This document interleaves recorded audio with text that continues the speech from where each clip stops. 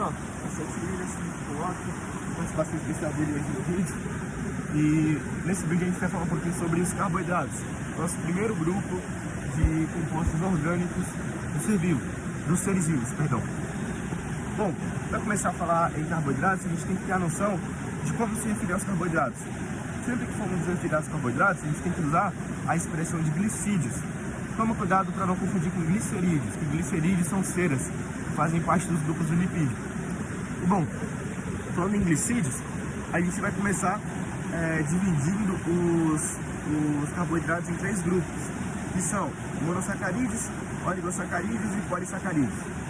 Ao começar falando dos monossacarídeos, que são os mais simples, a gente vai falar o quê? Que eles são compostos de cadeia carbônica simples. As cadeias deles vão de 3 carbonos a 7, então não são muito grandes. E desses 4, né, que tem, a gente vai estudar 2 deles, que são as pentoses e as hexoses. Para se tratar de pentose, a gente vai estudar os ácidos nucleicos, ou seja, as pentoses dos carboidratos fazem parte dos ácidos nucleicos. Por que elas fazem parte dos ácidos nucleicos, meu bem?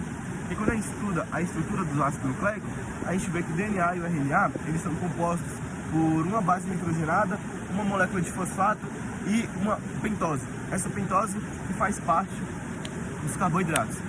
Já na hexose, a gente vai estudar os 3 principais tipos de carboidratos que a gente conhece, que são a mais famosa de todas, a glicose, que é o C6H12O6, a sacarose,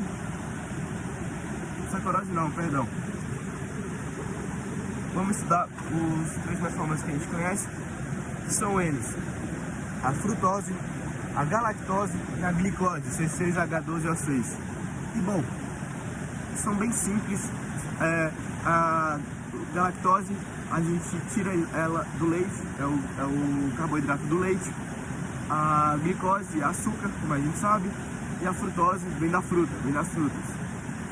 E bom, partindo um pouquinho mais pra frente, agora a gente vai falar sobre oligosacarídeos, que são o nome mais difícil que tem, porém é um dos grupos mais fáceis.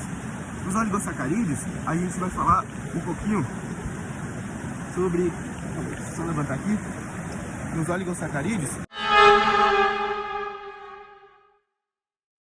Voltando, meu bem, estamos voltando para casa.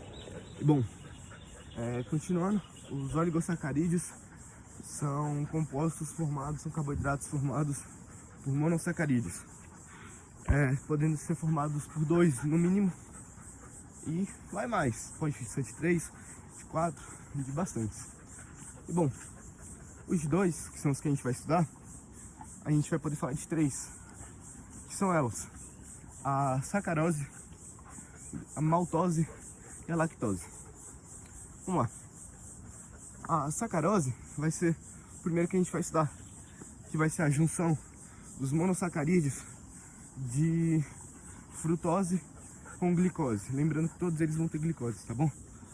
Então, a sacarose da fruta, ela ela vai ser composta pela junção da frutose com a glicose. Partindo para a próxima, a gente vai falar sobre a maltose, que é a junção de 2 monossacarídeos de glicose. Ou seja, glicose com glicose forma a maltose. E bem, agora a galactose.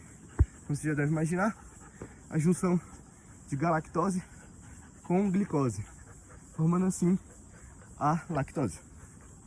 E bom, agora a gente vai para os polissacarídeos, que é o nosso último grupo de hoje, para a aula não ficar muito extensa. Vídeo. Vamos lá. Polissacarídeos. Polissacarídeos, eles podem ser divididos em 2, sendo eles estrutural e energético. Energético a gente vai ter 2. A gente vai ter os amidos, que são as principais fontes energéticas dos vegetais e plantas. E a gente vai ter o glicogênio, que vai ser a principal fonte de energia dos animais. Bom, é isso, de forma básica. Os energéticos são esses: amido e glicogênio. Bom, por último, a gente vai falar sobre os polissacarídeos estruturais. Vão ser apenas doisinhos só. Que vão ser... Calma aí, Loki. Vão ser a celulose, que é o principal componente disso aqui, ó, das plantas e das árvores.